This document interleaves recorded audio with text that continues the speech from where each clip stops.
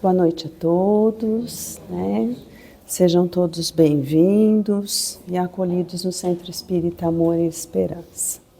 E todas as vezes que eu venho para cá, estou nessa posição, eu começo sempre fazendo uma pequena oração, né?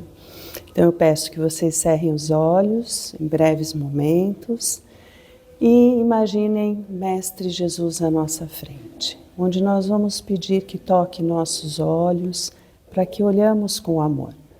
Toque nossos ouvidos para ouvir com compaixão e toque nossos lábios para que possamos ser instrumentos de sua palavra, de paz, de amor, de luz, aonde quer que estejamos. Que Jesus nos abençoe e envolva todos nós com a sua paz. Que tenhamos uma noite puramente abençoada. Que assim seja.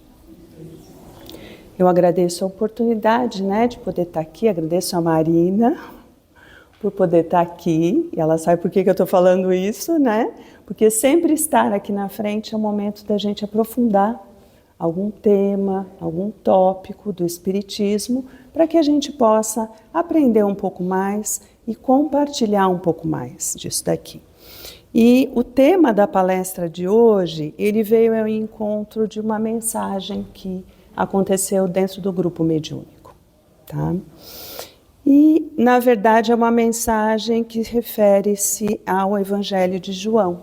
Então, eu vou recorrer às narrativas do Evangelho de João, no seu último capítulo. Ele é o único que fala a respeito do encontro com Pedro e a delegação da sua tarefa, tá? No capítulo 21 de João, é mais ou menos narrada uma pesca que Pedro fazia ali com Tiago, com João, com Natanael e com Tomé. E eles estavam pescando no mar da Galileia. É um momento em que já ocorreu a crucificação de Cristo. Então, Cristo já havia sido crucificado e já havia aparecido pelo menos 2 vezes de uma forma mais reservada para os apóstolos. E agora seria a 3ª aparição dele de uma forma mais aberta, tá? E eu trouxe, na verdade, retirado da Bíblia, o capítulo 21. E é interessante a leitura dele para que a gente possa dar uma recortada no Evangelho, Porque o intuito é realmente a gente ler e tentar compreender qual que é a mensagem que Cristo queria nos passar. Então, essa união de corações com os mesmos objetivos, que é o entendimento e o aprimoramento, é importante por isso. E ela diz o seguinte: aparição no mar de Tiberíades. Depois disso, Jesus manifestou-se novamente aos discípulos junto ao mar de Tiberíades. Manifestou-se assim: estavam juntos Simão, Pedro, Tomé, chamado Dídimo, Natanael, que era de Caná da Galileia, e os filhos de Zebedeu, a 2 outros de seus discípulos. Disse-lhe Simão Pedro: vou pescar. Disseram-lhe os outros: vamos também contigo. Saíram e subiram a barca. Naquela noite, eles nada apanharam. Pela manhã, Jesus estava na praia, mas os discípulos não sabiam que era Jesus. Perguntou-lhe Jesus: filhos, tendes algum peixe? Não, responderam eles. Disse-lhes: lançai a rede à direita da barca e encontrareis. Lançaram-na, pois, e já não podiam puxá-la por causa da grande quantidade de peixes. Nisso, o discípulo a quem Jesus amava disse a Pedro: é o Senhor. Ao ouvir que era o Senhor, Simão Pedro vestiu a túnica, pois estava despido, e jogou-se ao mar. Os outros discípulos vieram com a barca, pois não estavam longe da terra, mas a uma distância de alguns côvados, arrastando a rede com os peixes. Quando saltaram em terra, viram brasas e um peixe em cima delas, e pão. E disse-lhe Jesus: Trazei alguns peixes que apanhastes. Simão Pedro subiu à barca, arrastou para a praia a rede cheia de peixes, cerca de 153, e a rede não se rompeu. E disse-lhes: Vinde e comei. Nenhum dos discípulos tinha coragem de perguntar-lhe: Quem és tu? Pois no fundo todos sabiam que era o Senhor. Jesus veio, tomou o pão e lhes deu, e fez a mesma coisa com o peixe. Foi esta a terceira vez que Jesus manifestou-se a seus discípulos, depois que ressuscitou dos mortos. Depois de terem comido, perguntou Jesus a Simão Pedro: Simão, filho de João, tu me amas? E ele respondeu: Sim, Senhor, tu sabes que te amo. Então apacenta as minhas ovelhas. Perguntou-lhe de novo a Simão Pedro, a segunda vez: Filho de João, tu me amas? E ele respondeu: Sim, Senhor, tu sabes que te amo. Disse-lhe Jesus: Apacenta as minhas ovelhas. Pela terceira vez perguntou-lhe Jesus: Simão, filho de João, tu me amas? Entristeceu-se Pedro por ter ele perguntado pela terceira vez. E ele disse: Senhor, tu sabes tudo, tu sabes que te amo. Disse-lhe Jesus: Então apacenta as minhas ovelhas. Essa é uma das passagens mais belas que a gente tem no Evangelho, retratando a situação do Cristo pós-crucificação. E para poder compreender um pouco melhor, existem momentos importantes dentro dessa passagem. E eu dividi em alguns momentos para a gente poder compreender o que na verdade ele quer retratar, o que ele quer expressar para nós. O primeiro momento é o momento da pesca. Então, o que a gente tem? Um grupo de homens que seguiram Jesus e que, na verdade, ele havia sido crucificado, havia passado o terceiro dia, eles já tinham tido 2 encontros prévios de forma reservada com Cristo e eles estavam em uma pescaria noturna. Passaram a madrugada inteira tentando pescar alguma coisa e não conseguiram nada. No outro dia, pela manhã, eles encontraram um homem do outro lado da margem, que estava andando, caminhando. E este homem que estava caminhando, eles não perceberam que era Jesus no primeiro momento. Quando Jesus os vê, pergunta se eles tinham conseguido algum peixe. E o que eles falam? Não conseguimos. Qual é o recado de Jesus? Joguem a rede para outra margem. Joguem a rede para o outro lado. Joguem para o lado direito do barco de vocês. O que significa? Na verdade, redes, os peixes, significam muito mais do que a rede peixe propriamente dito. Ele está indicando para nós um redirecionamento de vida, um ajustamento. Então ele está falando muito mais em função de que as redes são os nossos laços. As redes são os nossos vínculos com o que criamos, aquilo que nós buscamos, os nossos propósitos ao nosso redor. Todos nós viemos como matéria, servindo-nos de um barco que é o nosso corpo, e seguimos nos mares para que a gente possa buscar os valores de espírito. Quantas vezes nós não estamos lançando as nossas redes em objetivos equivocados? Quantas vezes, se a gente parar agora para refletir um minuto, quantos erros a gente já cometeu? Quantos equívocos já ocorreram? Quantos caminhos que a gente trilhou que não deveria ter trilhado? Mas também, o quanto a gente acertou? Quais os momentos de felicidade? Quais os momentos que a gente conseguiu encontrar os nossos propósitos? Quando que a gente conseguiu definir com clareza o objetivo da nossa vida? Eu não sei particularmente a razão de cada um, mas a gente sabe. Muitos estão aqui em virtude de já terem famílias que são famílias espíritas. e que, na verdade, direcionaram para essa situação.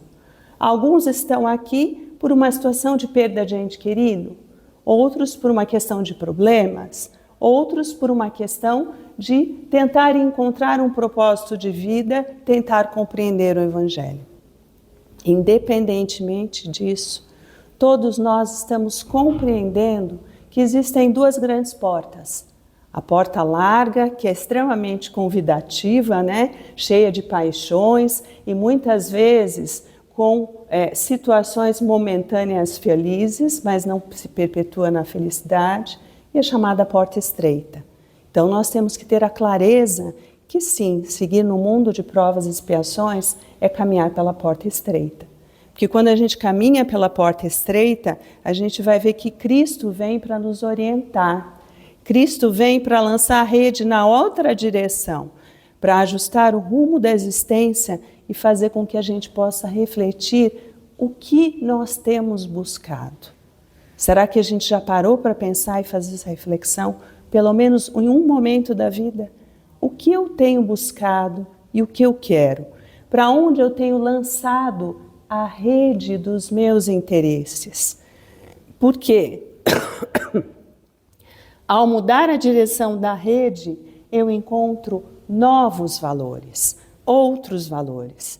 Peixes em abundância significa para nós a alegria de servir com Jesus, a alegria de estudar com Jesus. Ao fazer isso, vamos encontrando novas alegrias, novos motivos, novos interesses, novos propósitos. E a nossa vida, ela vai se enchendo com o quê? Se enchendo de amor. Então, isso significa que rede e peixe dá pano para a banca para a gente conversar. Só esse ponto. Mas temos outros pontos do Evangelho para seguir, então vamos à frente. O segundo momento que eu dividi aqui é o momento que Jesus é reconhecido. Então, você tem vários elementos dentro do barco. Quem o reconheceu foi João. Foi o único que o reconheceu de pronto. E João avisa Pedro. Simão Pedro, olha, é o mestre que na verdade está aqui. E qual que é a reação de Pedro? Pedro estava praticamente nu, ele veste, ainda bem que ele veste a túnica dele, e ele não espera o barco chegar à margem. Pedro, ele se lança, na verdade, na água e vai nadando da melhor forma para poder chegar próximo do mestre. Por que que ele faz isso? Ele tinha uma ansiedade muito grande de reencontrar Jesus. Existem vários motivos para isso, e o principal deles era a proximidade que Pedro tinha com Cristo. Se a gente puder lembrar, a gente vai perceber que de todos os discípulos, o mais próximo era Pedro. Então, quando teve o evento no Monte Tabor, das 3 tendas, que você tinha Elias, Moisés e Jesus, Pedro estava junto dele. No momento do horto, quando Cristo convida os discípulos para orar e todos dormem, Pedro estava ao lado dele. Pedro também hospedou o mestre na sua casa. Então, imagine o vínculo que eles tinham. Mais ainda, Pedro acompanhou a última ceia junto com Jesus. E ao acompanhar a última ceia, o mestre falou para ele: Pedro, hoje, até o galo cantar, você irá me negar 3 vezes. E o Pedro falou que não. Imagine, aquilo não iria acontecer. Na verdade, ele diz o seguinte: onde fores, irei contigo, se preciso for, até a morte. E na verdade o galo canta e Pedro havia negado 3 vezes o Cristo. E nesse momento seu olhar cruza com o olhar de Jesus, que estava retido, estava preso no pátio interno de Caifás. E ao olhar e cruzar o olhar com Jesus, ele não vê nenhuma revolta, nenhuma discriminação. Ele vê simples e unicamente compaixão, mais nada. Ele vê a ternura, ele vê imagina que, no fundo, o mestre deveria compreender porque deveria ter ocorrido a forma como ocorreu. Então, Pedro, ele tinha dentro dele uma necessidade de um encontro mais íntimo com Jesus. Ele queria ter a certeza se Cristo havia perdoado, porque sim, se a lição era o amor, com certeza Cristo havia perdoado das situações que eles haviam vivido juntos. E daí entra o terceiro momento.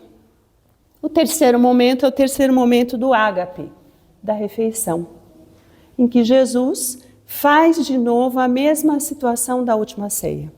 Ele pega o pão, ele pega o peixe e ele divide entre os discípulos que estão lá com a certeza que é o Cristo sem falar que é o Cristo.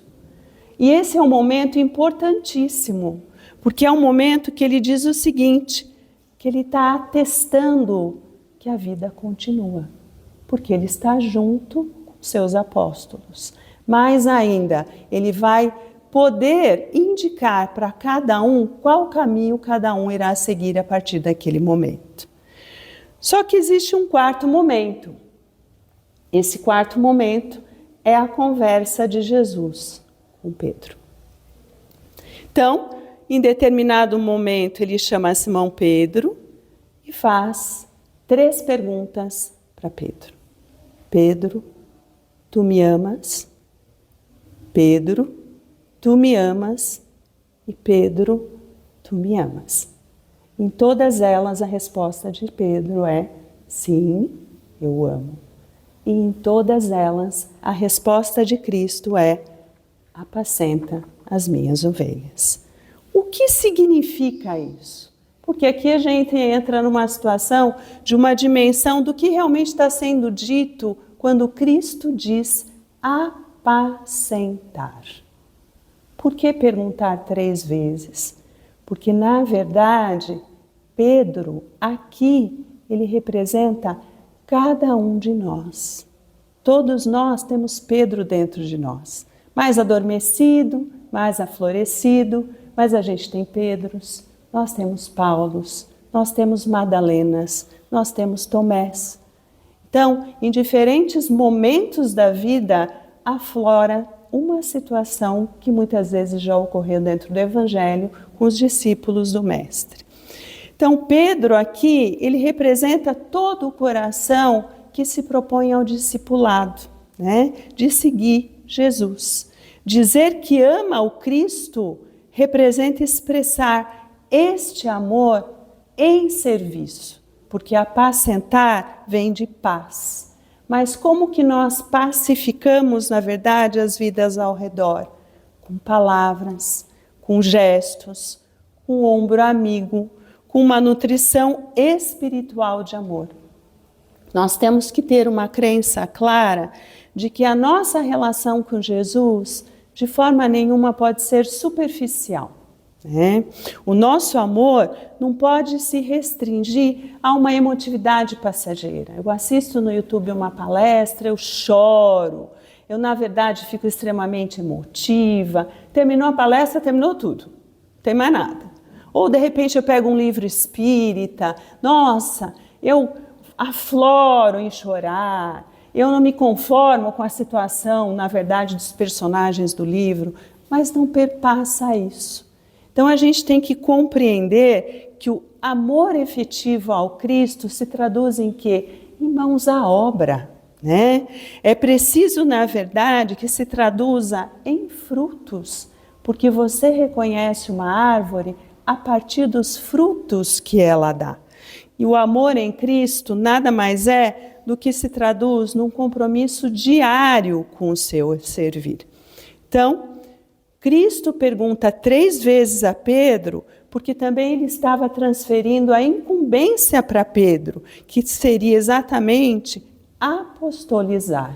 Quando a gente fala em apacentar, o servir significa a gente poder levar a sementinha do Evangelho onde quer que a gente vai. Aqui dentro, com todo o ambiente que existe, é realmente um ambiente muito propício para isso. É um ambiente totalmente preparado para isso. Mas todos nós somos mães, pais, irmãos, filhos, amigos, funcionários, e devemos levar essa semente exatamente para os lugares aonde a gente vai, para poder vivenciar, na verdade, o Evangelho. Agora, existe um ponto mais importante. Em nenhum momento Cristo pergunta para Pedro quantos diplomas ele tinha, quantas línguas diferentes ele falava, se ele sabia todos os detalhes da primeira revelação. Em nenhum momento. A única coisa que Cristo pergunta é: tu me amas?